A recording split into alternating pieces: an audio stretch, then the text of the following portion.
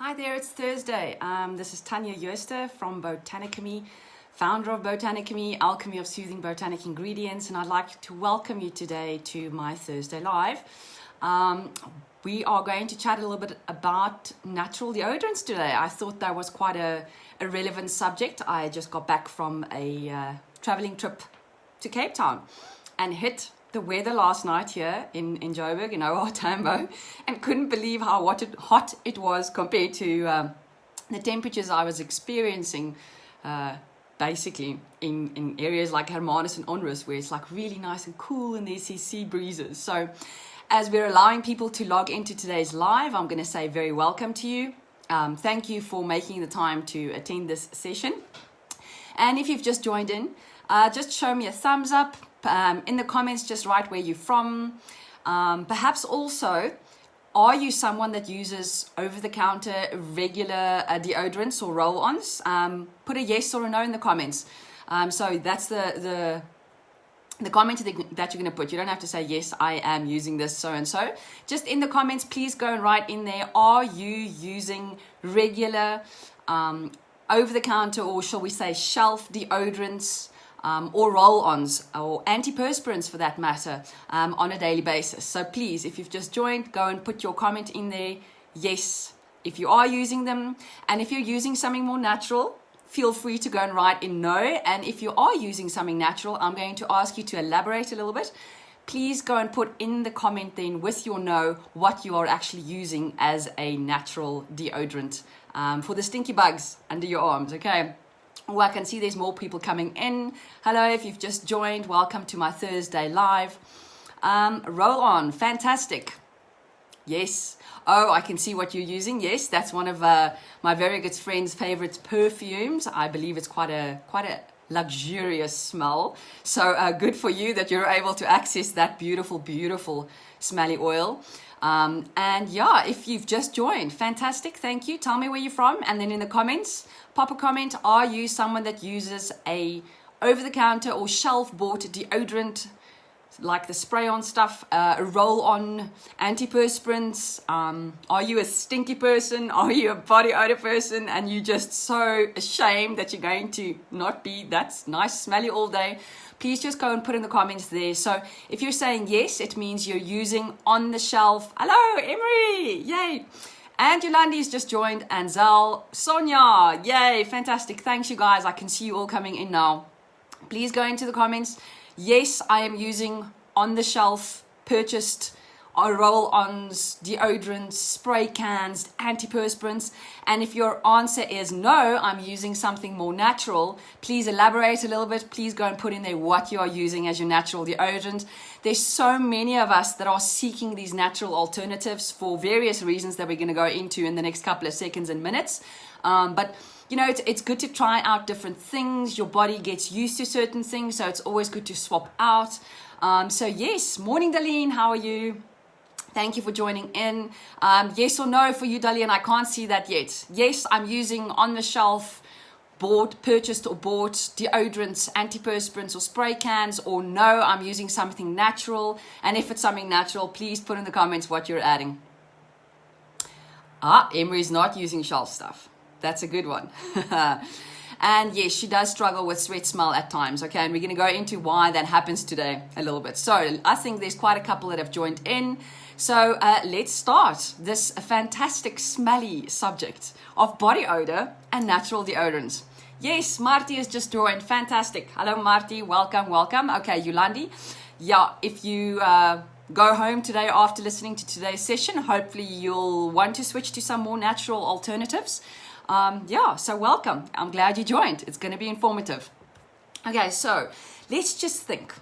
What is sweat, and why do we sweat, and why is it so much under our armpits? And if you're like me, I'm unfortunately one of those people, I just want to get my notes here from underneath my computer, that I really do sweat quite heavily, especially under my armpits, under my feet, and on my hands. So even if I just think yoga, okay, I'm not even doing yoga yet. I'm actually one of those people, it's You know, they're always shiny. I have a very specialized non-slip, very expensive, buy once in your lifetime to save the planet, Manuka yoga mat, okay? And even on that, I slip, okay? Oh, Emery's saying, while we're carrying on, olive oil and essential oils, very good combo. We're going to get into that. And arrowwood to arrive to try and make natural deodorant recipe from Danielle. Arrowwood or arrowroot powder, or are we talking cedarwood? I'm not sure exactly what the arrowwood is that you're talking about there, Dalian. Maybe you could just elaborate a little bit there. Just add some comments there. Okay, so when I think yoga or anything that excites me, and guys, remember, I'm a really passionate person. I'm a really enthusiastic. So in general, I am a high sweater. And I never used to, you know, I was at art school, I was a ballet dancer, I was going to be a professional ballet dancer until my knees decided otherwise. But I wasn't this hectic in high school. And if I think back now, I'm like, but why was that? And it's because I was using so many antiperspirants and deodorants and those kind of things. So there's quite a lot of research coming out now that is educating us and teaching us about all these nasty toxic chemicals they're putting into the deodorants and the antiperspirants. So obviously, you know, with the knowledge we had in those days, antiperspirants, I mean, they were like the best things since sliced bread. Ah, fantastic. Mamwat Khan, welcome. Thank you for joining. Just write a yes if you're purchasing store-bought deodorants, antiperspirants, or those kind of things, and a no if you're using something more natural, and please then elaborate and tell us what you're using. We're all open for new ideas. Okay, so basically, let's go from, I was using quite a lot of these products, right? And then when you start being equipped with the knowledge, because in those days, going back to the sliced bread scenario, antiperspirants were like amazing, because these are these molecules that go and sit in your sweat glands, and they literally prevent you from sweating. How amazing is that? How not amazing is that? Let's just swing that right around. Why do our bodies sweat? Well, we've got to get rid of toxins. Okay, so if you now go and plug these holes that your body is trying to use to get rid of toxins, where are they going to go? They're going to go back into the rest of your body. And remember, when these toxins sit around your cells, they're going to start poisoning you. Okay. And besides those, we're also now dealing with some metals, things like aluminium, those kind of things, or aluminum if you're living in America. These kind of things are now starting to show up in quite a few studies where they are now being linked to certain chronic conditions or those kind of things. Oh, I can see just major laughs and hearts coming up. Was that for the really stinky sweat comment? Could be, I don't know. I might be stinky, I don't know. You're going to have to come visit me and tell me. So basically, when you start equipping yourself with the knowledge and you start understanding that a lot of these things that they're putting into the deodorants, yes, they do make us smell better for a lot longer, but we are actually diminishing our body's inherent nature to be able to detox, okay? And remember, my whole gut series and all my previous lives, everything I do is to try and reduce toxic load so that I can stand by and improve and support my immune system. Because without an immune system, we don't exist. We would just die on the spot. There's just so many millions and gazillions of things that are trying to attack us on a daily basis. Okay, so let's just think of our armpit for a moment. So we've got the muscles of the shoulder and we've got the shoulder bones and everything. And then there's this nice little like hole there, right? It's armpit because it is a pit, okay? And it's this nice cushy environment. I mean, it's perfect. It's warmest part of your entire body, okay? So it's nice habitat temperature-wise for bacteria and things to grow. But besides that, quite a lot of sweat comes out of that area because your pores are there. Your body's trying to detox, so especially if you're warm. And that smelly stuff we smell is not the bacteria. I like bacteria, the good ones.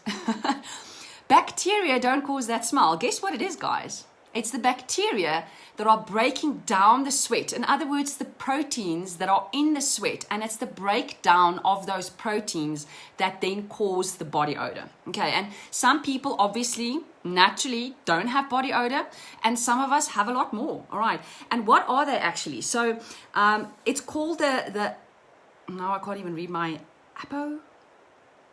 apocryne glands. Okay, so those glands are the ones that actually produce these fat molecules that are then secreted into the sweat that are supposed to leave your body. Okay, so that's the natural way to get the toxins out. Okay, but besides that, depending on your body composition, depending on your genes, because they are variable between females and males, and depending on your genes, we have around 5 to 30 lymph nodes that actually sit in your armpit. Okay, so except for those those glands that are actually like secreting the fat molecules, we actually have the lymphatic nodes in there as well. You can't feel them. Yes, when you have an infection and you can feel the lymph glands swollen, that's actually what the lymph nodes and the glands do. So they produce white blood cells. So when they pick up, so the lymph, let me go backtrack a bit. What the lymph is a system in your body, very, very, very thin little tubes, okay, even thinner than most of our veins, and they have valves. They don't actually have muscles like the heart to pump the lymph, but basically they've got these one-way valves, okay, and the only way we can get the lymph, which is basically responsible to move fluids in between your body and very big role in your immune system, because the lymph nodes actually produce the white blood cells. So what happens is the lymph system, it's like your plumbing, like the sewage in your body. So it literally takes all the toxins away from the cells. It goes into this lymph sort of liquid, okay, and then it passes the spleen, and obviously the stuff that you're breathing in goes past your tonsils, which are also filtering out bacteria. And basically these lymph nodes, when they then pick up any harmful bacteria, they go into overdrive mode and they start making white blood cells. And these white blood cells, because the bacteria then get trapped in these lymph nodes, because they're like accelerated, like growing, making more white blood cells, their job is then to go and kill these bacteria. When you are sick, obviously these lymph nodes swell up because white blood cells are starting to proliferate and make more and more because they need to kill those bacteria.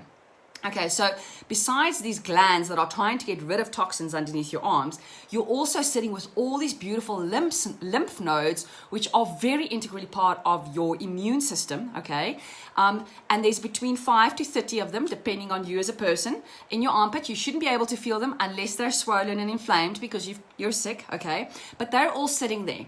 So now let's just think these deodorants and roll-ons and antiperspirants that we use on a daily basis. Number one, antiperspirants I don't like because they clog the pores or they clog the sweat glands, so the sweat can't come out. So then it just means you're going to sweat all out, somewhere else in your body. But if you're clogged all over, you're going to start having a problem because the toxins are going to start building up, okay? And our goal is always to try and detox, right? Get rid of the toxins to support our bodies as much as possible to get rid of these things that we're putting on top of our bodies and breathing in and eating all the time, okay? So basically, you're now putting these chemicals in that area, and remember your skin is the biggest organ of your body, so everything just goes in, okay? And you just now flooding it even more with toxins. So let's just think of the stuff we buy on the shelf. One biggie that's in most South African deodorants is called triclosan. It's actually banned in America, not in South Africa. All right, and it's in most of the deodorant sprays, especially for the guys, the ones that have got a really strong parfum or perfume. Remember that generic term that means there's more than 100 ingredients in there, and legally they therefore do not need to specify what they are. So triclosan, just going back to that environmental work group website that I was highlighting during my gut series, and where we can go and look up what is in the products that we put into our bodies, those kind of things, just to see what these chemicals are doing. Triclosan actually is classified as an irritant. It is an endocrine disruptor. What does that mean? Screwing up your hormones all over, okay? Really not good for you. And it is also persistent and bioaccumulative, which means it just compounds and it just builds up in your body, and your body's not necessarily that great at detoxing from it.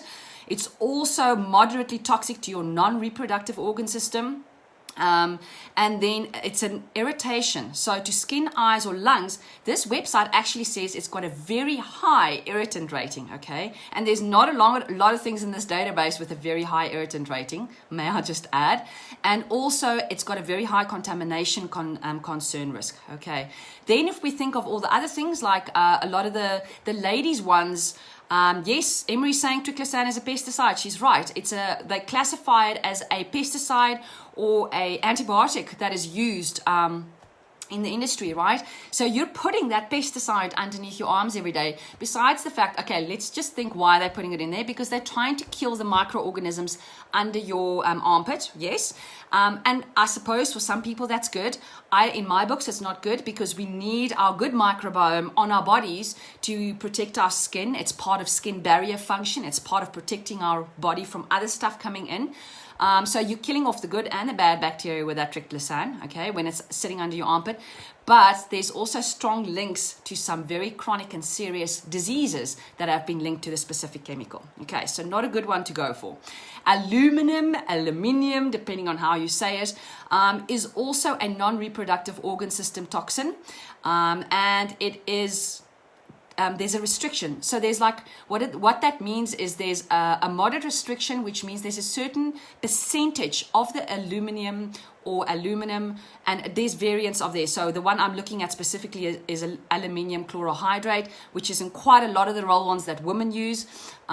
It's in there, obviously, for the same reason, to keep the bacterial load down, right? But because it's got the non-reproductive organ system toxicity in there, it's not a good one to use either. And the usage restrictions tells us that it will become toxic when used at high doses. And there is actually quite a few studies in there where they say there's, let me just read here, 1 or more animal studies show tumor formation at high doses. So yes, we're not putting them under our arms on a high doses, but because you're continually doing it every single day of your life, be sure and think about what that is going to do to your future health. Okay. So in walk essential oils, we all know Tanya's really passionate about essential oils, and it took me a while. Hey, it took me at least, I'd say, a year to find a combination that works really well for me. There are some really good natural deodorants out there, and there are some that are not so good.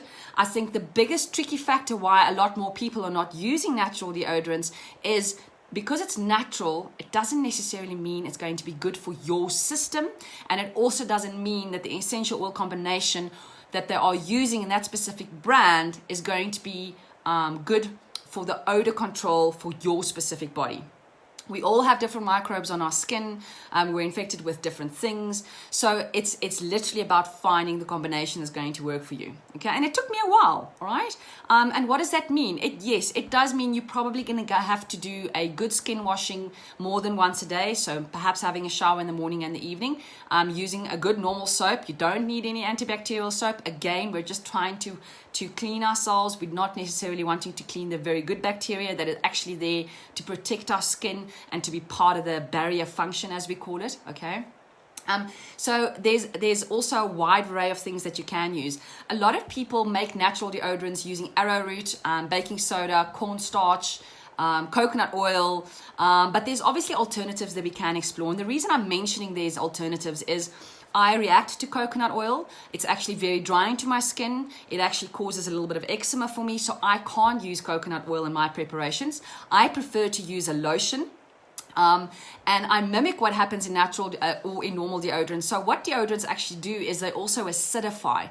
So if you can do something that's going to make it acidic, a little bit more acidic, then you are going to prevent the bacteria from proliferating. We also need to think about body hair. So if you have got quite a lot of armpit hair, especially in men, what literally happens is the sweat takes longer to evaporate. So that just allows the bacteria that's naturally there more time to break down the proteins that are sitting in that sweat, which means obviously you are going to develop a lot more body odor because it's not the bacteria causing it, it's the bacteria breaking down the sweat. Okay, so coconut oil is a good option for a lot of people. There's, like Emery said now, olive oil is really good. Guys, olive oil is a all-round fantastic lubrication, soothing, healing to the skin, especially if you're using an organic one, right? Because then you're not dealing with additional pesticides that are coming in with this carrier oil, okay? But if you're not someone that's very fond of a carrier oil, try and use a lotion, and then you can acidify a little bit by perhaps making your own homemade DIY toner. So a little bit of apple cider vinegar, there we go. in filtered water, because remember our tap water is also not very clean and there's quite a few minerals that come in through there as well. So just acidify a little bit. So perhaps just after you've had a good clean shower, use a little bit of toner to acidify the area, and then you can start adding essential oils to either a lotion or a coconut oil, or if you're going to make your own natural DIY roll-on at home, things like arrowroot, cornstarch, or baking soda, they are there to sort of bind the odors or the liquid, okay, so then they stay there. But again, Tanya, Miss Sensitive here, reacts to baking soda. So even the natural ones I can't buy off the shelf from all these fantastic health stores, because I react towards the coconut oil as well as the baking soda in there. And be very sure that if you are someone that has got a very sensitive skin, you are probably going to react against the baking soda. There are a couple of brands out there that they call it natural sensitive. And what they then use is a slightly higher concentration of arrowroot, but no baking soda, because baking soda can be quite irritating to quite a few people. Okay, so those are things to consider. I've also read up a little bit on a marula oil. Marula oil has got a very high antioxidant content, okay? So that's a good one to put under your armpits, because remember, with all the lymph nodes and everything there being so close to breast tissue, where a lot of cell proliferation diseases actually start and then spread to the lymph nodes, and then through the lymph system actually goes and metastasizes to the rest of the body. So thinking antioxidant oils, and obviously oils, the essential oils that we are going to want to add to this mixture, got to be antibacterial, number one. They got to be soothing to the skin. So oils that are generally good for skin health, okay? And definitely I consider always adding some essential oils, which I know have got, according to research online and all the good, like PubMed Central and what's another one? MedScience, that are anti-tumoral, okay? Because again, this isn't an area where you're detoxing, where there's quite a lot of lymph nodes, where your white blood cells are sitting, so anything to support the immune system is the right way to go, okay? So my firm favorites is a very anti-hypoallergenic lotion, more than an oil for me. And my lotions may not contain any petrochemicals, because that's something that irritates my skin very severely, all right? So always just go and look at what your skin likes and what it doesn't like, all right? And then essential oils to add include, for me, some of my favorites, and I've got quite a couple. The beauty of making your own little dollop of whatever you're going to put under your armpits in the morning is you can change it up every single day. How awesome is that? You can just have your stash of essential oils in front of you, put a little bit of lotion after you've toned, so you've acidified, right? And then you put a little bit of lotion in your hand, and I never add more than 3 to 4 drops total of essential oil, again, because I have a very sensitive skin, to that one dollop, and then I spread that dollop under my underarms. I do tend to do this twice a day because I'm not someone that likes to stink, okay? So if it's been a really hot day and it's been really humid, I do make a point of just cleaning in the afternoon and then adding some more of my natural deodorant. Right, there are the ones with the baking soda and the arrowroot, those things I added. You're probably going to only have to use it once a day, but I prefer to use those without it. And oils that I really, really love, rosemary, because it's antiseptic, okay? And I really love the smell of rosemary, guys. Patchouli, don't call me a hippie. I am a hippie, but don't call me a hippie in a derogative way, please. Patchouli is a beautiful oil. It is a base oil. It's also going to be there as a fixative. And if you're going to be adding fixatives to keep the smell there for longer, frankincense is a really good one to use. And remember, frankincense has also got that anti-tumoral effect going. So you're winning for both there, okay? So frankincense is a really good one to add. I also love, we've got a blend called Purify, which have got a couple of oils in there, which helps your system detox. And it has oils of lemon, because lemon is detoxing, Siberian fir, citronella, which is coincidentally antibacterial, antifungal, and antiviral, okay? Lime, again, a beautiful smelling oil, and it's also helping with detox. Tea tree, you guys all know tea tree is one of my favorites, right? Antiseptic, antifungal, antiviral. Antibacterial, and then cilantro, which is literally, we know it as coriander leaves in South Africa. Cilantro is a really good oil because it's also good for heavy metal detoxification. So those are very good oils to use. So a blend that works really well for me on exceptionally hot days, patchouli, and then obviously rosemary, and then a blend of that Purify with all those oils that I've just called. Haley has just called me a hippie. At least I know Haley, and she's a hippie too, so it's fine. I'm going to take that as a positive compliment, okay? And hippie in the sense that, no, I don't run around and I never shower. I love the earth and I try and do as much as I can for the environment, okay? That's my hippie side. There we go. So other oils that are really good for antiperspirant use or deodorizing, those kind of things, cedarwood. And coincidentally, cedarwood is also a very good oil to use when you do already have got skin conditions, okay? So definitely look into that oil. Clary sage. Remember, clary sage is very supportive to balance estrogen levels and hormone levels, okay? So another one you would like to add to that area, which is close to the breast tissue, whether you're male or female. Geranium, very good antibacterial, and oh my goodness, it smells amazing. Okay, so geranium is a good one to add. Lavender, who doesn't love some lavender? And it's also going to calm you in the process. Very good for your skin, very soothing. Okay, sandalwood, guys. Sandalwood is one of those mystically beautiful smells, and you get various ones. You get like Indian, you also get Hawaiian. I personally have just ordered some of the Indian one because I've had the Hawaiian for a while, but I want to try the Indian. It's one of those smells that also, because it's so resinous and it's a base note, it also stays on your skin quite a long time, right? So you are going to have that deodorizing effect for quite a while. Ylang ylang is beautiful, all right? That's another one that you can add. Juniper, it's got a very clean smell. Gin, think how beautifully clean gin smells. It's the juniper. It's really, really good. Cypress, because it's very good for circulation. There's also Litsea cubeba, which is a really good deodorizing oil. Daniel has just declared not into geranium. Perhaps if you smell the real plant, you're going to know what we're on about. It's just one of those. And I'm not saying add a lot, okay? It is quite overpowering. It's not. Geranium is a really strong oil. So maybe just one drop, and then all three, the other drops can come from something else. Okay. So those are a lot of the oils that all either have antibacterial, antifungal effects. Some of them are very cell soothing and cell regenerating. The word I'm actually looking for is cytophylactic. Okay, so they promote new cell growth. Things like lavender and frankincense. So basically those oils are going to be the ones that you want to target when you are going to make your own at-home natural deodorant. Okay, so good oils, again, just for carrier oils that you can use there. A lot of people really love coconut oil for that application, or fractionated coconut oil. And then I prefer things like a lotion, which is a combination of carrier oils but is not as heavy and definitely doesn't contain coconut oil in my situation. Then things like baobab oil is also very good for skin health, as well as marula oil. So give those all a try, and please, if you can just go and pop in the comments a reminder, if you're already onto natural deodorant, just go and put on the comments there what your favorite essential oils are for deodorizing and what other things you add to it to maybe make the natural deodorant last a little bit longer. We would love to hear from you and definitely learn from each other. So thanks again for joining today. I will see you all next week, Thursday, for my further Facebook Live. Topic still to be determined. I will announce it on Thursday morning to keep it, exciting. So I'll see you guys all next week. Hope you learned something today, and thank you for joining. Cheerio. Bye-bye.